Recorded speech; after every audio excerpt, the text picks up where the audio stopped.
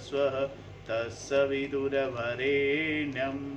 भृगो देवस्य धीमहि धियो यो नः प्रचोदयात्।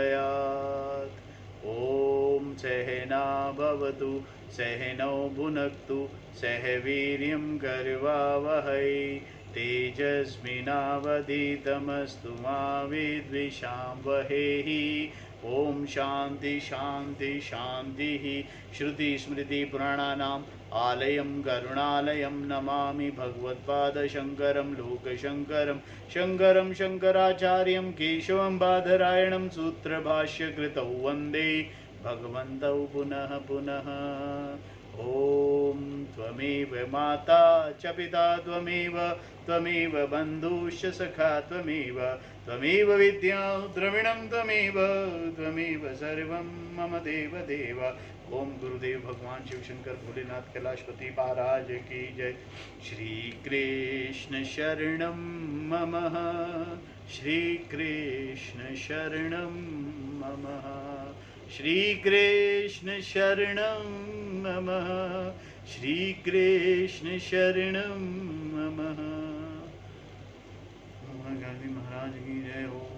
देव ऋषि नारद भगवान की जय हो। श्री सूत जी महाराज की जय हो। शौनक आदि ऋषियों की जय हो। महर्षि व्यास जी भगवान की जय हो। शुकदेव की जय हो। शंकराचार्य भगवान की जय हो। स्वामी चिन्मयानंद भगवान की जय हो। स्वामी दयानंद भगवान की जय।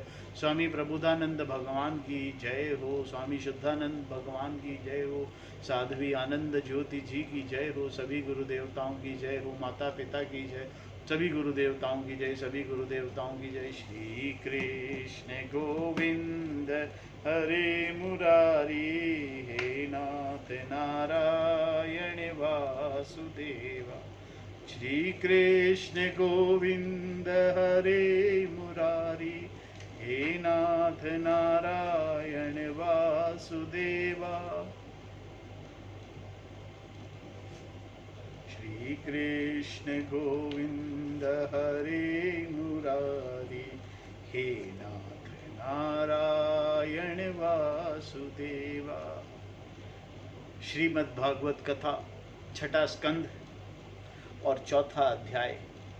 दक्ष के द्वारा भगवान की स्तुति और भगवान का प्रादुर्भाव।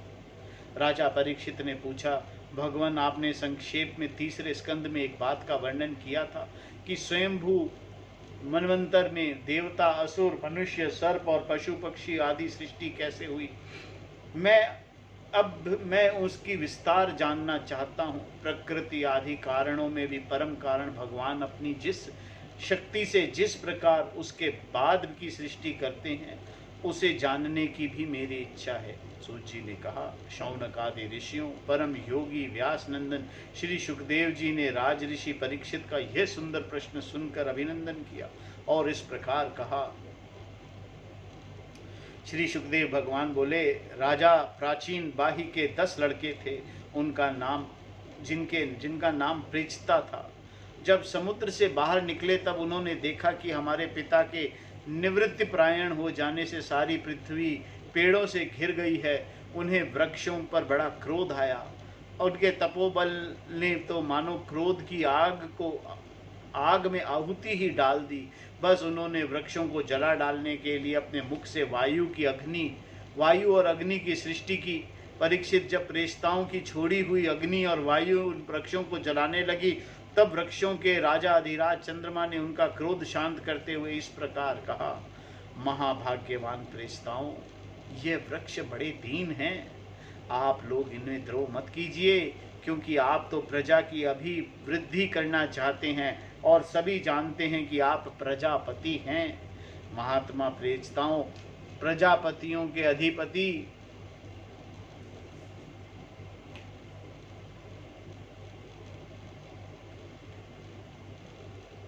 अविनाशी भगवान श्री हरि ने तो संपूर्ण वनस्पतियों और औषधियों को प्रजा के हितार्थ उनके खान पान के लिए बनाया था।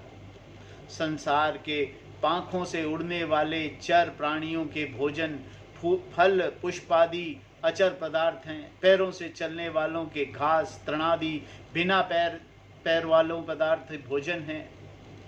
हाथ वालों के वृक्ष लता आदि, बिना हाथ वालों के और 2 पैर वाले मनुष्य के लिए धान गेहूं आदि अन्न भोजन है।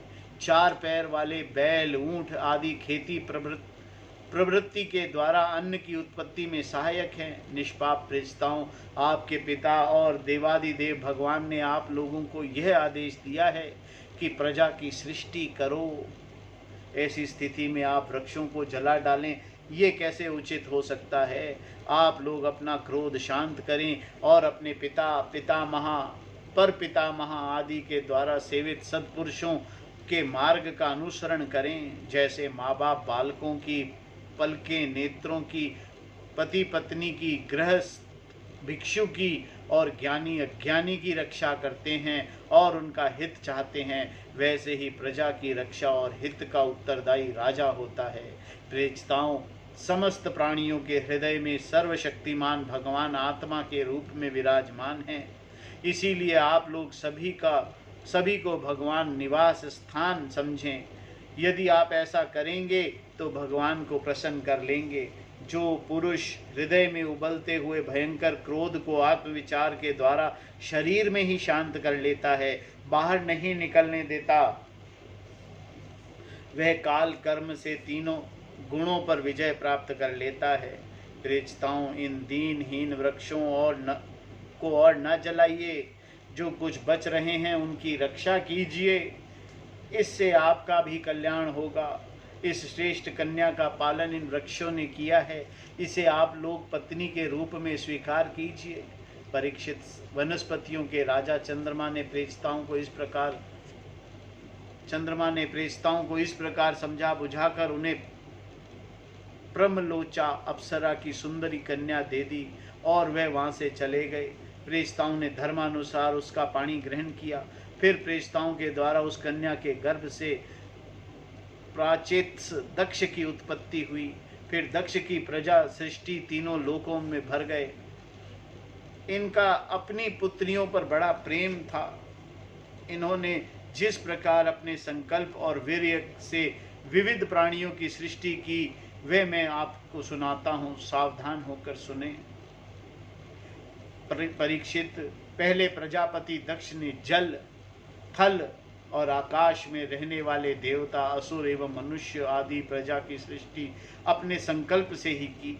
जब उन्होंने देखा कि वह सृष्टि बढ़ नहीं रही है, तब उन्होंने विंध्याचल के निकटवर्ती पर्वतों में जाकर बड़ी घोर तपस्या की। वहां एक अत्यंत तीर्थ श्रेष्ठ, उसका नाम अघमशृण, वह सारे पापों को धो बहाता है। प्रजापति दक्ष उस तीर्थ के त्रिकाल स्नान करते और तपस्या के द्वारा भगवान की आराधना करते। प्रजापति दक्ष ने इंद्रियातीत भगवान की हंस गुहा नाम का स्तोत्र से स्तुति की। उसी के भगवान उन पर प्रसन्न हुए। मैं वह स्तुति तुम्हें सुनाता हूँ। दक्ष प्रजापति ने इस प्रकार स्तुति की। भगवान, आपकी अनुभूति, आपकी चित्त शक्ति अमोघ है।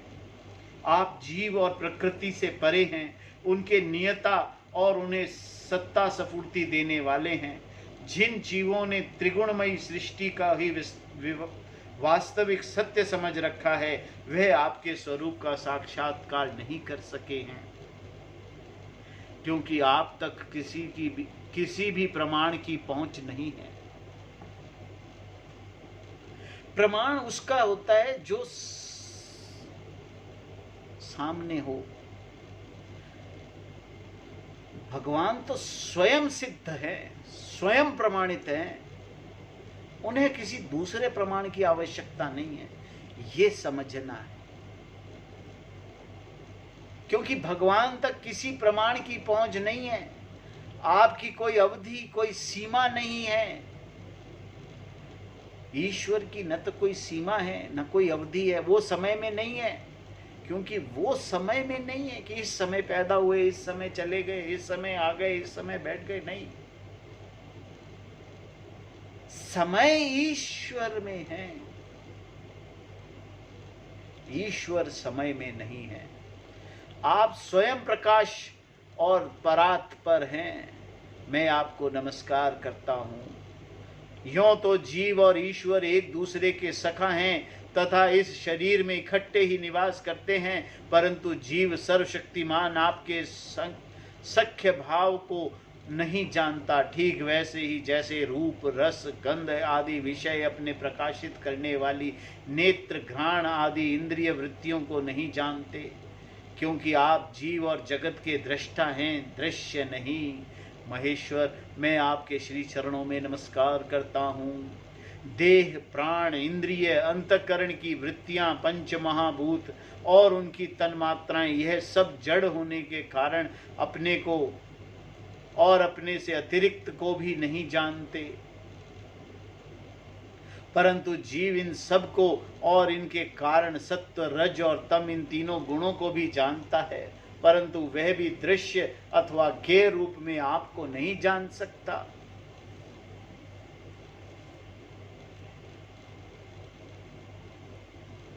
क्योंकि आप ही सबके ज्ञाता और अनंता हैं। इसीलिए प्रभु, मैं तो केवल आपकी स्तुति करता हूँ। जब समाधि काल में प्रमाण, विकल्प और विपर्य रूप विविध ज्ञान और स्मरण शक्ति का लोप हो जाने से इस नाम रूपात्मक जगत का निरूपण करने वाला मन उपरत हो जाता है, उस समय बिना मन को भी केवल सच्चिदानंदमयी अपनी स्वरूप स्थिति के द्वारा आप प्रकाशित होते रहते हैं। प्रभु, आप शुद्ध हैं और शुद्ध हृदय मंदिर ही आपका निवास स्थान है। मैं आपको नमस्कार करता हूँ। जैसे याज्ञिक लोग काष्ठ में छिपी हुई अग्नि को सामिथेनी नाम के 15 मंत्रों द्वारा प्रकट करते हैं, वैसे ही ज्ञानी पुरुष अपनी 27 शक्तियों के भीतर गूढ़ भाव से छिपे हुए आपको अपनी शुद्ध बुद्धि के द्वारा हृदय में ही ढूंढ निकालते हैं। भगवान है ना, कहीं छिपे हुए नहीं है। ये सिर्फ ईश्वर जो है वो कहीं छिपे हुए नहीं है। इसीलिए छिपे हुए कहते हैं, आप पहचानने से, हम उन्हें पहचानना नहीं चाहते। ईश्वर को हम पहचानना नहीं चाहते, इसीलिए ईश्वर छिपे हुए हैं।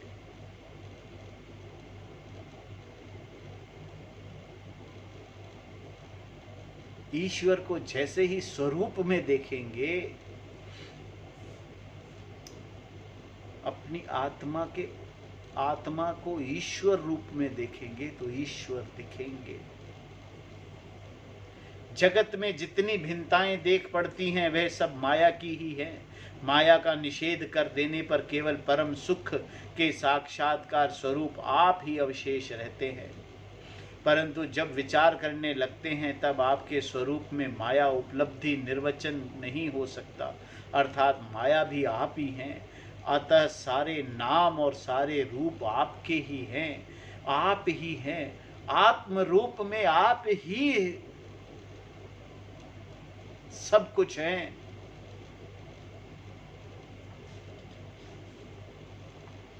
प्रभु, आप मुझ पर प्रसन्न होइए, मुझे आत्म प्रसाद से पूर्ण कर दीजिए। प्रभु, जो कुछ वाणी से कहा जाता है अथवा जो कुछ मन, बुद्धि और इंद्रियों से ग्रहण किया जाता है वह आपका स्वरूप नहीं है, क्योंकि वह तो गुण रूप है, और जो गुण की उत्पत्ति और प्रलय के अधिष्ठान हैं, आप में केवल उनकी प्रतीति मात्र है।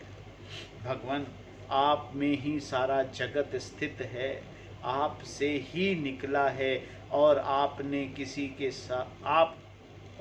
के सहारे नहीं है, अपने आप से ही इसका निर्माण किया है। आपने आप से ही इसका निर्माण किया है। देखिए, यहाँ एक बहुत बड़ी बात है समझने की। यहाँ कहा गया है कि आप में ही सारा जगत स्थित है, आप से ही सारा निकला है। इसको है ना, सिर्फ ये शब्द मात्र हैं, कुछ निकला कुछ नहीं है, कहीं से कुछ निकला नहीं है। जिस प्रकार पानी जो लहर है वो सिर्फ लहर रूप में जो हमें दिखता है, निकलता कुछ नहीं है, वह पानी ही होता है, वो समुद्र ही है। कुछ निकला, कहीं से कुछ नहीं निकलता है। ना ही कुछ लय होता है। बार बार ये बात बहुत समझने की है।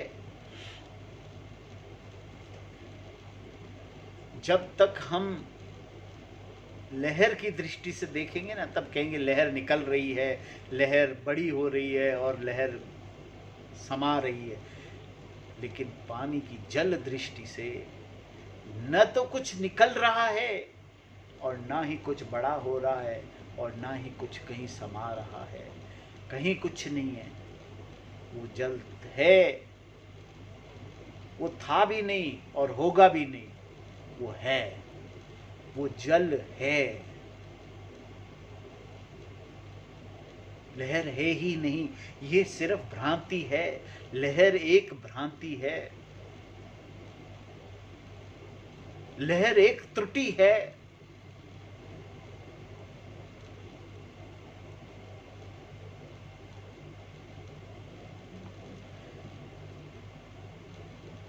इसीलिए ईश्वर ही जगत है।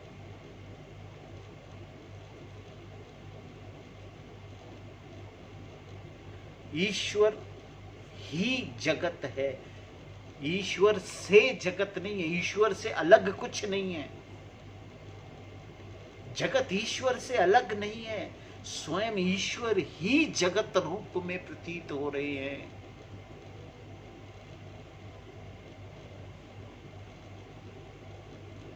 स्वयं पानी ही लहर रूप में दिख रहा है, जो कि आभास मात्र है, जो कि एक गलती है। इस बुद्धि की गलती है कि हम उसे बार बार लहर कहते हैं। लहर हो रही है, ये जगत है। कहाँ है जगत? ईश्वर है, सिर्फ ईश्वर है। जगत है ही नहीं। जगत रूप मात्र सिर्फ ईश्वर है। ईश्वर में जगत स्थित नहीं है, ईश्वर ही जगत है।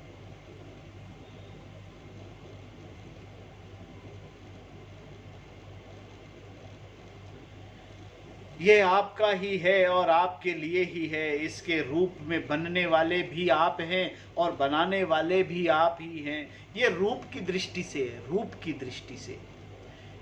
जगत के रूप की दृष्टि से रूप बन रहा है, दिख रहा है और ये हो रहा है। नहीं, आप वो दृष्टि ही गलत है।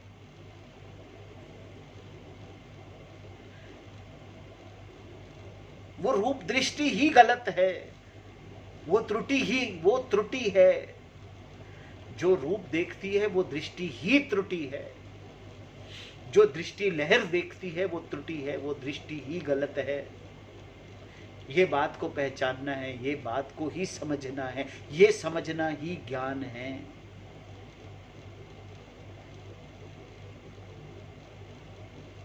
कि मुझे जगत दिख रहा है,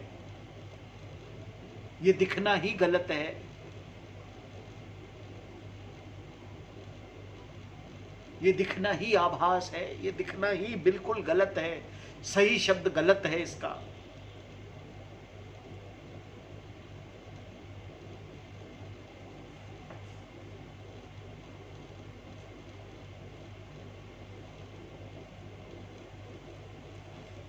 यह आप ही हैं, आपका ही है नहीं, आप ही हैं। ईश्वर ही है और आपके लिए ही है नहीं, आप ही हैं। संपूर्ण संसार, संपूर्ण जगत आप ही हैं। इसके रूप में बनने वाले भी आप हैं और बनाने वाले भी आप हैं। बनने बनाने की विधि भी आप ही हैं और आप ही सबसे काम लेने वाले भी हैं। जब कार्य और कारण का भेद नहीं था, तब भी आप स्वयं सिद्ध स्वरूप स्थित थे।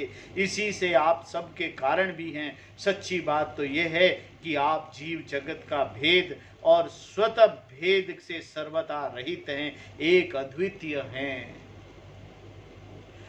आप स्वयं ही ब्रह्म हैं। आप मुझ पर प्रसन्न हो प्रभु। आपकी ही शक्तियां वादी प्रतिवादियां के विवाद और संवाद एकमत्य के विषय होती हैं और उन्हें बार बार मोह में डाल देती हैं। आप अनंत, अप्राकृत, कल्याण गुण गुणों से युक्त एवं स्वयं अनंत हैं, मैं आपको नमस्कार करता हूँ। ऐसे ईश्वर को नमस्कार है जो है, जो संपूर्ण, हर जिसमें जो हम देख रहे हैं ना, वो हर रूप में ईश्वर ही है। उस ईश्वर को मैं नमस्कार करता हूँ जो सर्व रूप है, हर रूप वो ही है।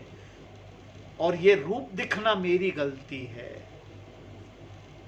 ये मेरी त्रुटि है, इस त्रुटि को ठीक करो प्रभु, मैं आपको नमस्कार करता हूँ।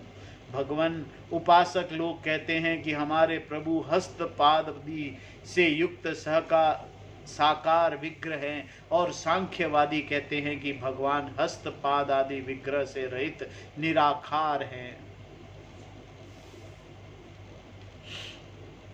किसी तरह से ही कह लीजिए, न आकार है न निराकार है, न आकार है न निराकार है।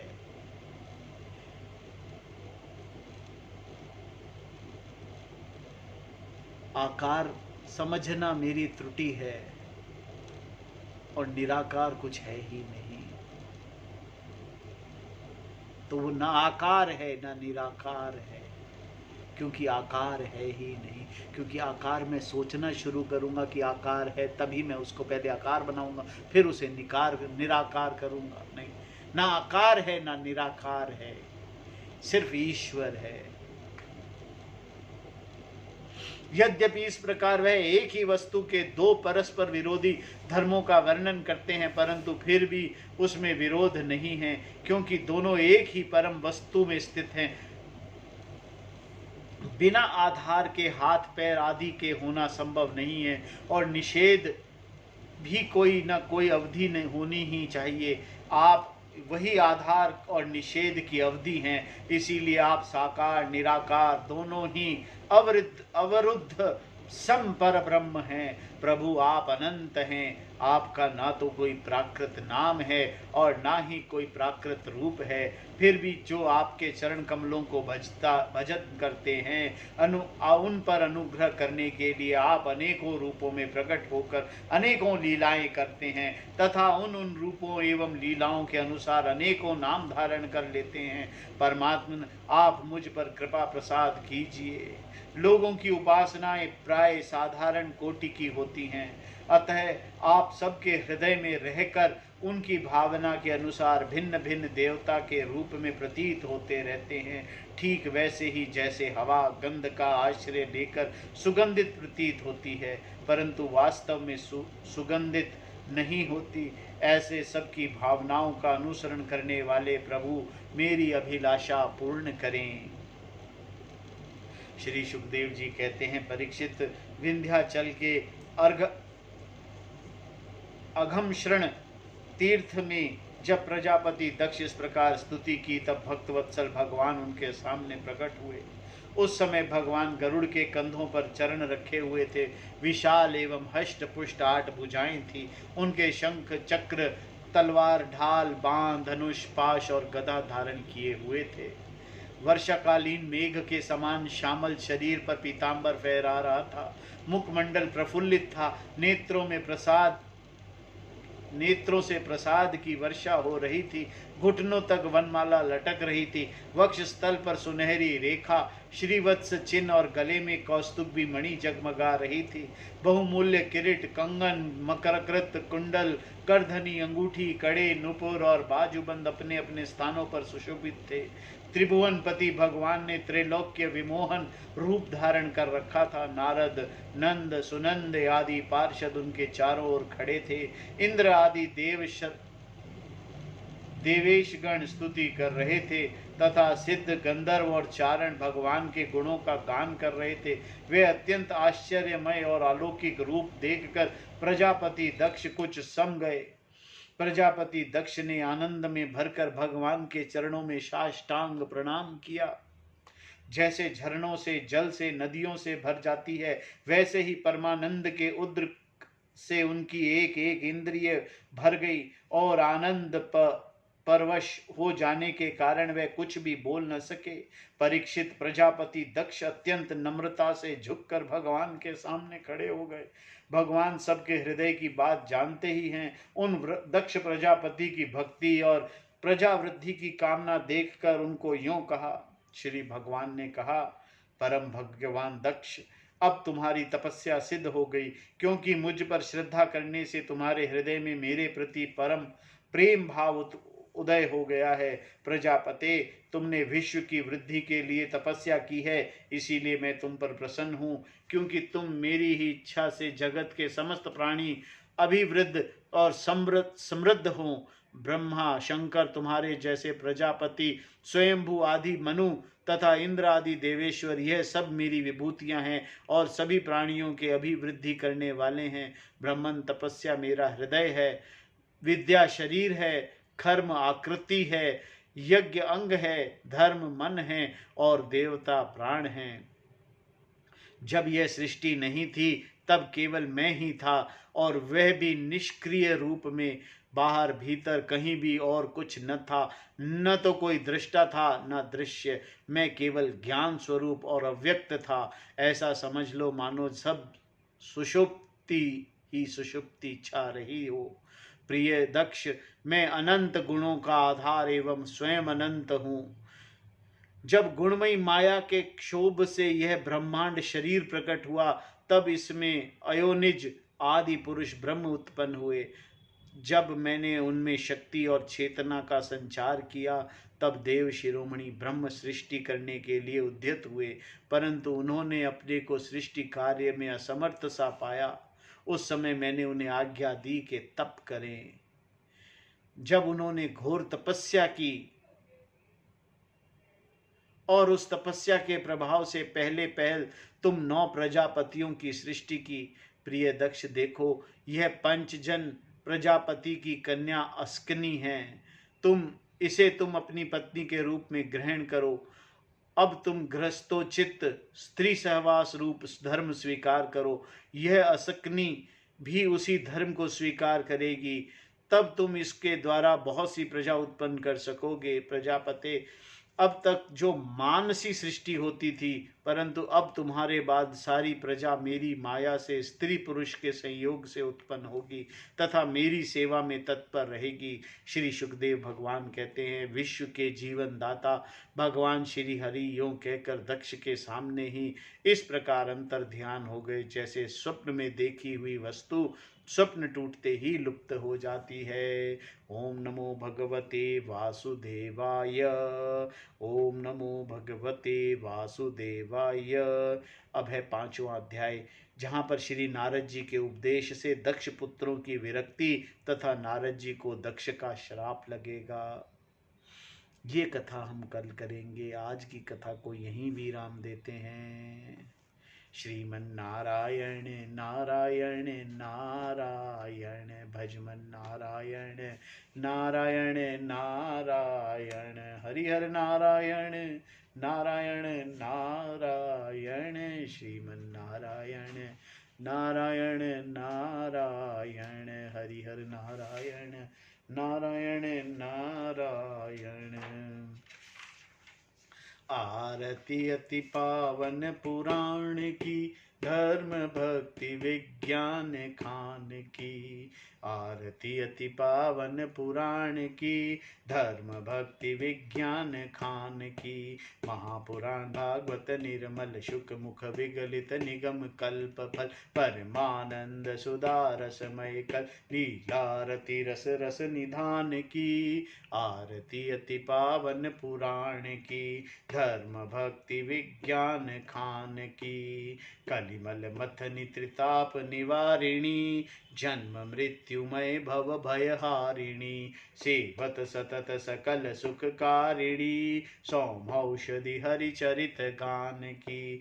आरती अति पावन पुराण की, धर्म भक्ति विज्ञान खान की। विषय विलास मोह विनाशिनी, विमल विराग विवेक विकाशिनी। भगवत तत्व रहस्य प्रकाशिनी, परम ज्योति परमात्म ज्ञान की। आरती अति पावन पुराण की, धर्म भक्ति विज्ञान खान की। परमहंस मुनि मन उलासिनी, रसिक हृदय रस रास विलासिनी। भुक्ति मुक्ति रति प्रेम सुदासिनी, कथा किंचन प्रिय सुजान की। आरती अति पावन पुराण की, धर्म भक्ति विज्ञान खान की। आरती अति पावन पुराण की, धर्म भक्ति विज्ञान खान की। ओम नमो भगवते वासुदेवाय। ओम नमो भगवते वासुदेवाय। ओम नमो भगवते वासुदेवाय। ओम पूर्णमदः पूर्णमिदं पूर्णात् पूर्णमुदच्यते, पूर्णस्य पूर्णमादाय पूर्णमेवावशिष्यते। ओम शांति शांति शांति। हरि ओम तत्सत। ओम गुरुभ्यो नमः। श्रीमन्नारायण नारायण नारायण, भजमन्नारायण नारायण नारायण। हरिहर नारायण नारायण नारायण, श्रीमन्नारायण नारायण नारायण। हरिहर नारायण नारायण नारायण, श्रीमन्नारायण नारायण नारायण। हरिहर नारायण नारायण नारायण, श्रीमन्नारायण नारायण नारायण। हरिहर नारायण